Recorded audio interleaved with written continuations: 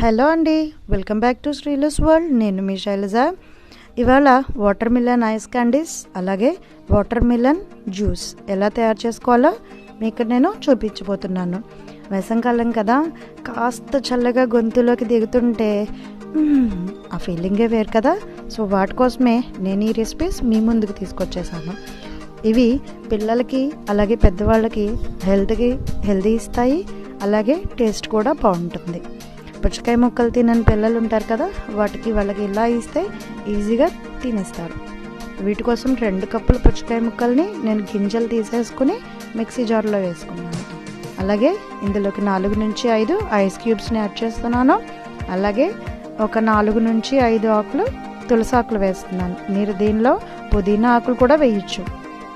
అలాగే ఒక pinch salt, ఇంకా 2 నుంచి 3 స్పూన్ల షుగర్ వేస్తున్నాను.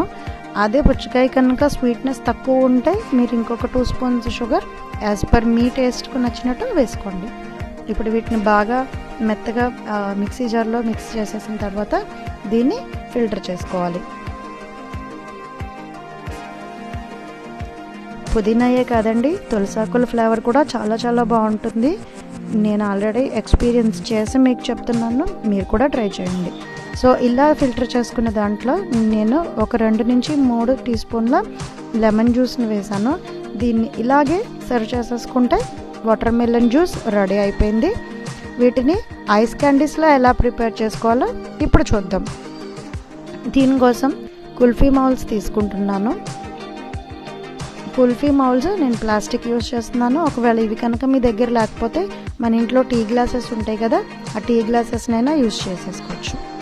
వీటిల్లో నేను ఇప్పుడు చేసిన మిక్చర్ ఒక 6 ఐస్ క్యాండీస్ ప్రిపేర్ చేయడానికి సరిపోతుంది. సో జాగ్రత్తగా వీటిని కుల్ఫీ మౌల్స్లోకి వేసేసుకున్న తర్వాత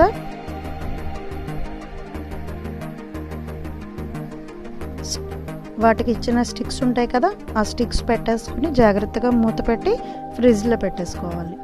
డీప్ ఫ్రీజర్ని హై టెంపరేచర్ వరకు తిప్పేసుకుని 6 నుంచి 8 అవర్స్ పెట్టుకోవాలి.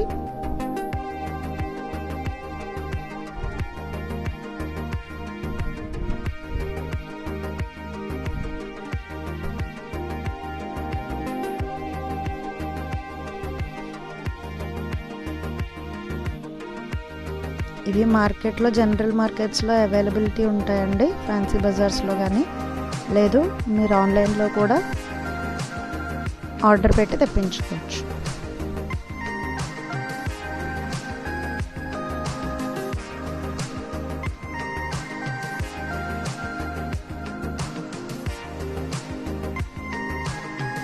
ఈ కుల్ఫీ మౌల్స్ అయితే ఈవెన్ మనం ఐస్ బయటికి తీసినప్పుడు కూడా ఆ స్టిక్స్ కిందకు వచ్చేస్తాయి. సో ఈజీగా రిమూవ్ చేసేసుకోవచ్చు.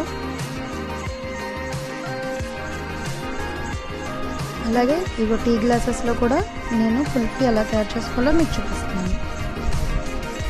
ఇదే జ్యూస్ని నేను డైరెక్ట్గా కూడా సర్వ్ చేసేస్తున్నాను. దీన్ని వాటర్ మిలన్ జ్యూస్ కింద మనం తాగేస్తే అబ్బా ఆ టేస్టే వేరు. వాటర్ మిలన్ జ్యూస్ రెడీ అయిపోయిందండి. డైరెక్ట్గా తాగేసేయచ్చు, లేదా ఒక 30 మినిట్స్ ఫ్రిడ్జ్లో పెట్టుకుంటే చల్లగా సర్వ్ చేసుకోవచ్చు.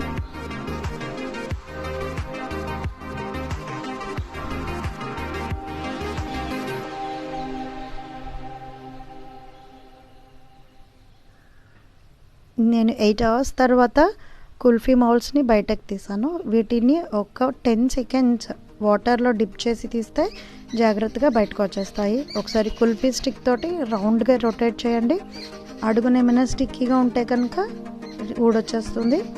సో దీన్ని జాగ్రత్తగా కేర్ఫుల్గా తీయండి. ప్లాస్టిక్ మౌల్ కదా, కొంచెం ఇబ్బంది పెడతాయి. అదే మీరు టీ గ్లాస్ కానీ సిలికాన్ కానీ అల్యూమినియం కానీ యూజ్ చేస్తే చాలా ఈజీగా వచ్చేస్తాయి.